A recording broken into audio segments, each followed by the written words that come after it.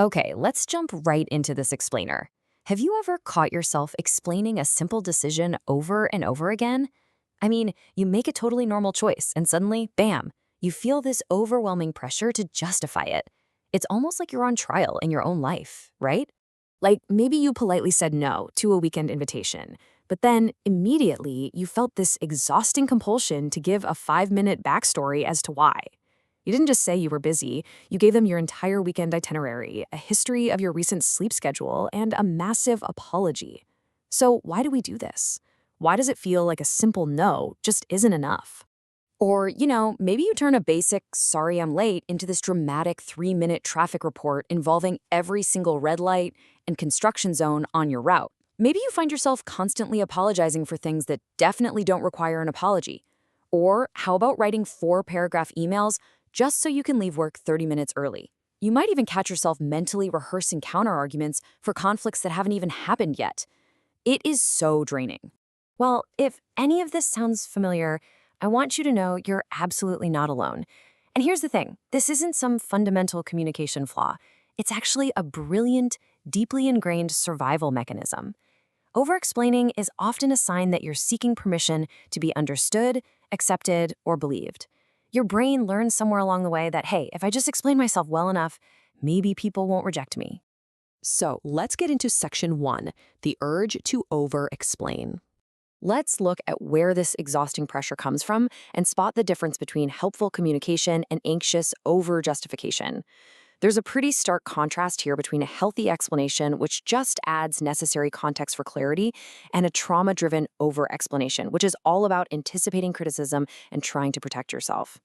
Healthy explaining is like giving a friend directions so they don't get lost. Over-explaining, that's giving a friend a whole novel of context because you're bracing for disbelief or judgment. You're desperately trying to close every possible gap where criticism might slip through way before the other person even has a chance to speak. Moving on to section 2, let's talk about fawning as a trauma response. To really understand where this reflex comes from, we need to look at a psychological response called fawning.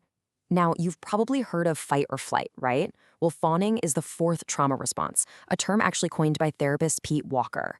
It's what happens when fighting or running away aren't options, so your nervous system just defaults to appeasing and over-accommodating others to diffuse perceived danger. Honestly, from a trauma-informed perspective, over-explaining is basically fawning in verbal form. You're trying to manage another person's emotional state so you can stay safe. This habit usually takes root in unpredictable childhood environments. A lot of people develop this after growing up in places where they felt misunderstood, criticized, ignored, or constantly questioned.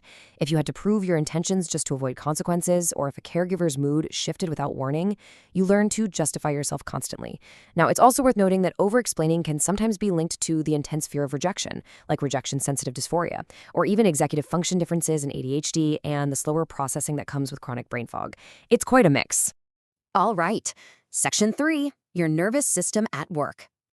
We really need to look under the hood at what your nervous system is actually doing during these moments. Because, let's be real, this usually feels totally involuntary, doesn't it? The words just spill out. When you feel emotionally activated, your amygdala frantically scans for danger. That causes your prefrontal cortex to completely overwork, trying to control the interpersonal outcome with just a massive flood of words. Your brain is essentially screaming, what if they misunderstand me? What if I sound rude or lazy? The words multiply not because you aren't sure of yourself, but because your system is urgently trying to keep you safe. No wonder it leaves you feeling so completely wiped out. I invite you to pause right here for a second. Notice that before the words even start, there's almost always a physical sensation. Maybe it's a tight chest, shallow breath, or a clenched jaw. That is your body shifting into protection mode. Over-explaining doesn't actually begin in your mind, it starts in your body. Becoming aware of that physical shift is a huge game changer because it gives you the power to create a tiny, powerful pause between the trigger and your response. Which brings us to section 4, letting go of justifications. Now that we know the science behind this, how do we actually let it go? Because while this response might have kept you safe in the past, it is taking up way too much energy today. This quote perfectly hits the nail on the head.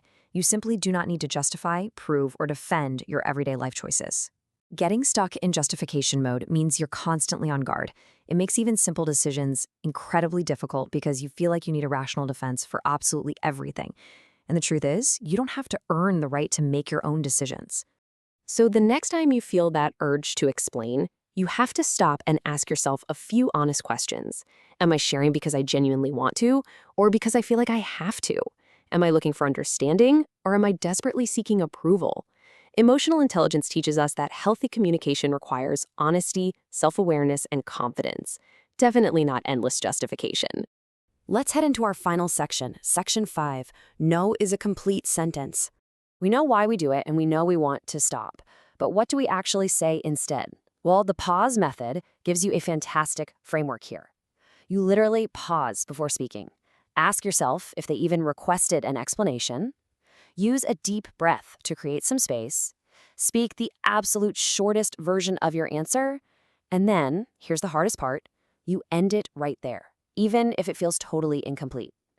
Stopping after your first clear sentence can feel terrifying because your nervous system is just waiting for a consequence. But when you stop and nothing bad happens, your nervous system updates. You learn that brevity is not equal danger.